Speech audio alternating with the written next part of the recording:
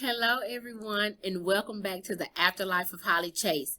We left off on chapter 27 where Holly had just met up with Ro again. It seems like Holly has been given a second chance at life. Let's see how this story ends, shall we? Chapter 28. Well, obviously, that's the perfect ending to the story, but I'm thinking that you might have some questions, and so did I. First of all, you'll never guess, not in a million years, where I flew to meet my dad that night. Or maybe you can guess. It was a good Christmas and the best 17th birthday I could have ever imagined. Dad and I hung out at his hotel and watched It's a Wonderful Life, just like I'd promised. And we laughed and ordered cupcakes from room service and talked. I felt closer to him than I'd ever felt before, like we were going to be a real family again. And when he had to go back to work on his film, I decided to stay in Manhattan for a few days, just because. I love New York. I sighed as my dad and I walked through Central Park a couple of days after Christmas. Our hotel was right across from the park, and it was so beautiful that winter, full of snow and lights, a place of magic and hidden dreams. You love New York. He looked at me sideways. Since when? Since now, I guess. There's always something new to discover here, I said, and the snow is so pretty. He put his arm around me. You've changed, young lady. Since the last time I saw you, you even look different somehow. I flipped my newly colored hair over my shoulder and batted my eyes at him. Why, thank you. He laughed. No, not your hair, although that is great. You look like... He stopped and cleared his throat. It's you that's different. I think you were right. Which time? He laughed again. When you said that you're growing up. I nodded. I was technically a very old and wise 17-year-old girl, and that was fine with me. Dad checked his watch. So I have to go back to the studio, sweetie. Are you sure you're going to be all right on your own? I know my way around, I assured him. I have a great day planned that may or may not include the Empire State Building and a Broadway show. I'll catch up with you later. You can guess what I did then, and it wasn't a Broadway show. I took a cab straight to 195th Broadway, and I made sure to look both ways before I crossed the street this time. I had so many things I wanted to say to Boz, to Dave, to Blackpool, even, and so many things I wanted to know. But when I went into 195th Broadway, it didn't look the same. It was all newly remodeled with glass and metal and comfortable looking couches in the lobby. There was a new security desk just inside the door, and the guard there told me I couldn't go up the elevators without approval, and there was no business listed as Project Scrooge anywhere in the building. It was like they'd never been there. I didn't know what to do with myself after that, so I walked to the movie theater, the Angelica, of course, and I watched the film from one last time. One of my dads, it turned out. It kind of blew my mind wondering if he'd ever make these movies now that he'd made after I died, or if I was the only person in the world who would ever remember seeing them. Thinking like that would drive you crazy. That's the thing about messing with time. It was after the movie was over, when everybody was shuffling out, that I spotted Boz sitting at the back of the theater. Hello, Havisham, he said warmly. Am I still Havisham? You'll always be Havisham to me. I sat down next to him as the credits rolled in the dark.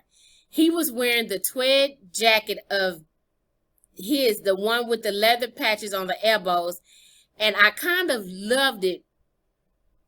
You changed your hair, he commented. I was sick of blonde, I said, so I dyed it back, trying out a new look. It suits you. Thanks. And it seems that not the only thing that's changed.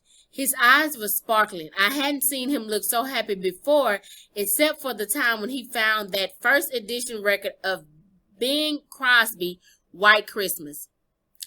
I'm trying. I'm really trying, Boz. I am. I won't let you down this time. Oh, Holly. He reached over and patted my arm. You never let me down. I stared at him. Never? Not even when I was totally messing up the entire company? He shook his head. It all went according to plan, as far as I'm concerned. Although, I have to admit, you gave me a scare now and then. My mouth had dropped open. I closed it. You knew? He chuckled like this was the best prank ever. You didn't really think you'd get something like that by us when Blackpool could see your future and Copperfield could read your mind.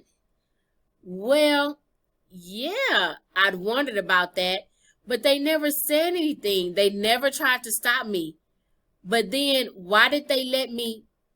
You had to come to your own conclusions, he interrupted.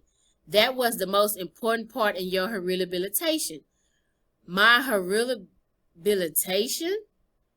We never give up on a Scrooge, Holly, Boz informed me cheerfully. And we didn't give up on you. We've been working on your case for years, hoping to find a way to reach you. And this year, with Mr. Winters, we saw an opportunity for you to succeed. And here we are. So all along, it was about me? Not all of it. How's Steph, I asked. Is she? She's our current ghost of Christmas past, a job that she enjoys, I think, and will continue to do for a while until it strikes her fancy to try her hand at something else, like high school. And about Ethan. I could never hear the name Ethan ever again without feeling something powerful and protective rise up inside of me.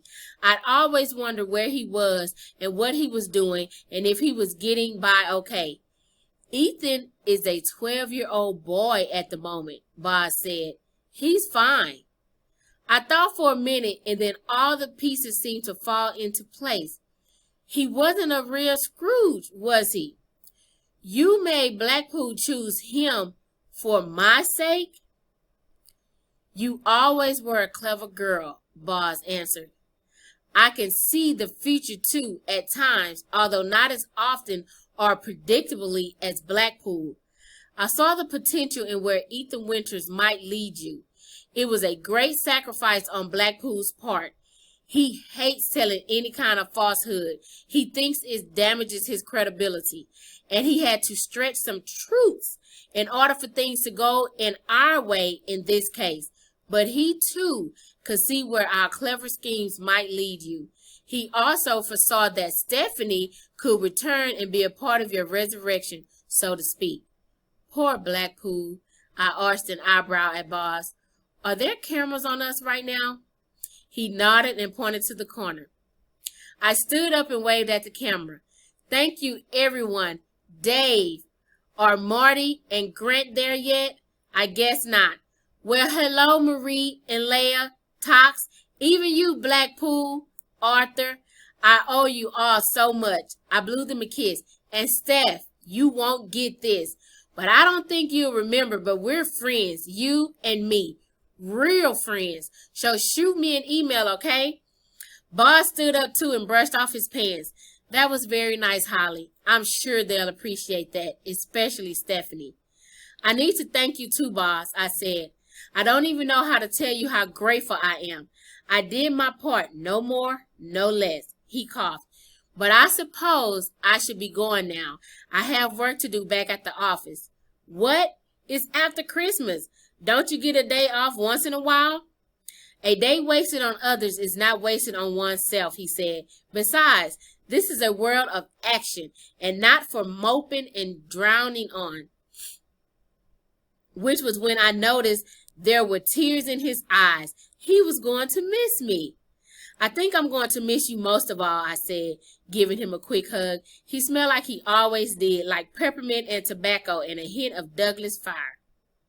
Well now, he said with a cough, life is made of ever so many partings welding together. I pulled away. Hey, can you stop quoting Dickens? I'm getting a headache just trying to figure out what that even means. He patted me on the head like I was a little girl, and he was my doting grandfather. Goodbye, my dear. I nodded and made my way across the aisle to go out of the theater, but then I thought of one last thing and turned back. What about Ethan? What's going to happen to him? Boz gave me a sly smile. Anything's possible, I suppose. It's a wonderful fact to reflect upon that every human creature is constituted to be that profound secret and mystery to every other. So you're saying you don't know. What I do know about Ethan is this. He's 12 right now, and everything in his world is what it should be for now. For now, I gasped. Boz, what day is it? You're asking me? He said. Gracias. I could barely tell you what decade I'm in. Come on, Boz. Use the earbud. Ask. Embrace the technology for once. He listened for a minute, then nodded. It's December 28th. December 29th, I murmured to myself, when Ethan is 12. No, I said. I should go. I kissed Boz on the cheek, which he did not expect. Wish me luck. Godspeed, Holly, he said, smiling again, and then he vanished into the air. And so it happened that next morning, December the 29th, at precisely 9 a.m., I was standing at the corner of Lexington and 116th Street, listening to a homeless man play the saxophone. All I had to do was wait and wait. At exactly 9:03, which felt like it took for freaking ever, up the street strode Ethan Winters II, Ethan's dad. He was wearing a gray wool coat and a red plaid scarf, and he looked just how I remembered, like an older, happier version of Ethan. He was whistling as he walked, and then he stopped and listened to a homeless guy play. How's it going, Steve? He asked after a minute. Same old, the sax player replied. It's been cold, though. I'm hoping not to freeze to death. You should head over to the Cecil, Ethan's dad said. They'll have a bed for you there. You can take a cab on me. He gave the man a 20, and Steve said, Thank you so much, sir. I just might. Stay warm, Ethan's dad smiled. Then he started off down Lexington. It was time for me to do something. Right here, right now. Wait, I called. Please, sir, can you help me? Ethan's dad stopped immediately. What's the matter? Oh, nothing wrong, I explained quickly. It's just, I'm trying to find the Bikram East Yoga Center. It was supposed to be on 116th Street, but I couldn't find it. I have a terrible sense of direction. It was a lame excuse, I'll admit, but it was the best I could think of on short notice. Plus, I really was wanting to get in some yoga later. I like yoga when it didn't literally kill me. Sure, Mr. Winters said. I haven't heard of that place, but I can look it up for you. He took out his phone and messed with it for a minute. Yes, here it is. It's on 116th, but back that way, toward Madison. You must have passed it. I darted a glance at my watch, 9:06. I still couldn't let him go onto Lexington, just in case. Back that way, I frowned. What side of the street? Are you sure? He checked his phone again. Left. It should be 2 blocks on the left. He leaned out to look. It's the awning that reads B-E-Y-C. Well, now I feel stupid. Thanks. I don't know how I could have missed that. The homeless guy was eyeing me strangely. I kept my attention on Ethan's dad. I had to keep stalling him. You look familiar to me. Do I know you? He smiled. I have one of those faces, I'm afraid. Me too, I said, nodding. Everybody always thinks they know me, but really, I think we might have met before. Do you have kids that I might know? I have a daughter about your age, actually, he answered. I bet you remember if you met her. Her name is Jack, I finished for him. Yes, his smile widened. Jacqueline, but it's always been Jack, ever since my little boy couldn't pronounce her name. We tried to get her to go back to Jackie once, and that did not work out. She's always known her mind, that kid, but I love her for that. I like Jack. She's amazing. We, go to school together. Oh, you're at New Utrecht? I smiled and nodded. She likes art, right? Yes, she's always sculpting something, or cutting stuff up, or reassembling it. It drives my wife a little crazy. But we try to understand that it's her artistic soul that needs feeding. That's cool of you, I said, taking an interest. What are you interested in? He asked. I have no idea, which was the truth. I was still coming to terms with the idea that I was going to have an actual future. I used to be into fashion, but I've broadened my horizons now. Who knows? Well, you're young, he said. You have time to figure it out. Exactly. I checked my watch again, 9:08. He was in the clear now. I breathed out a sigh. Well, say hi to Jack from me, I said. Okay, I will. He was still standing there like he was waiting for something.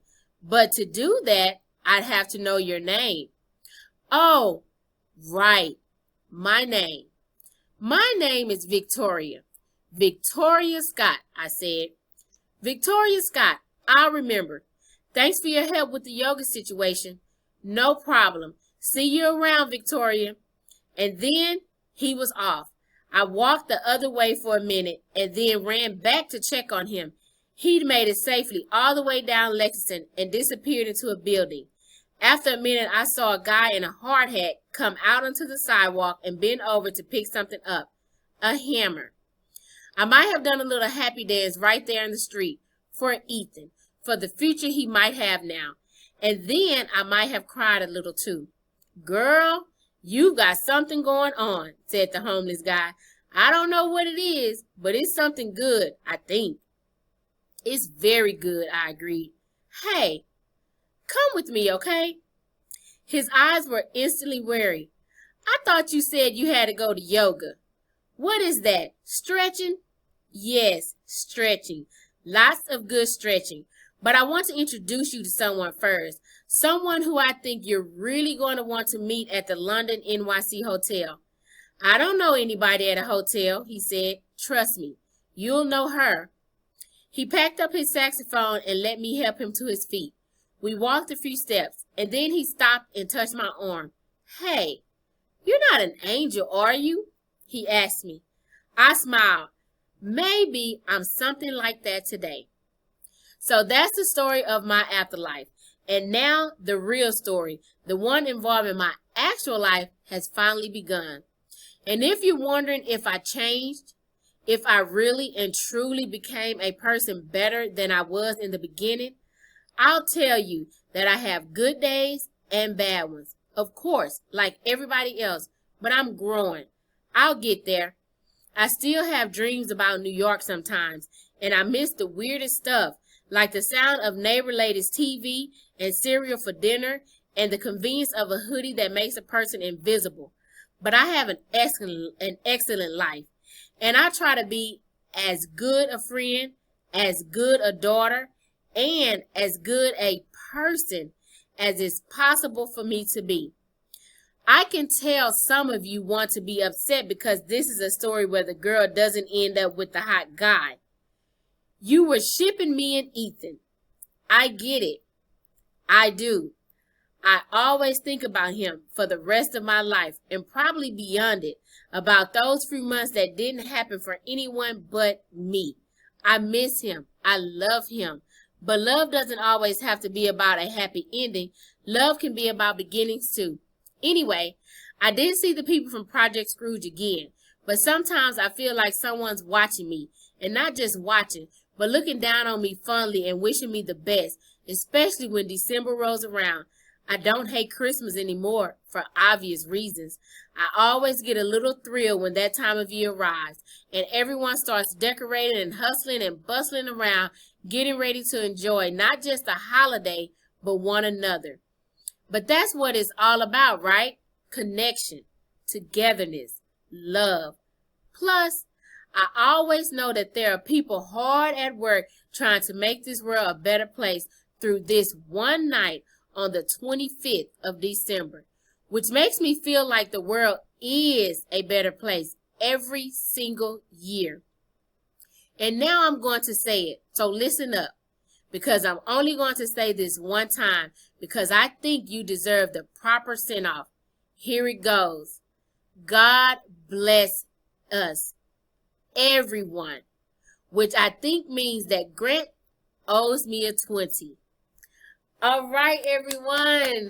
Did you enjoy that? We have came to the end of the afterlife of Holly Chase.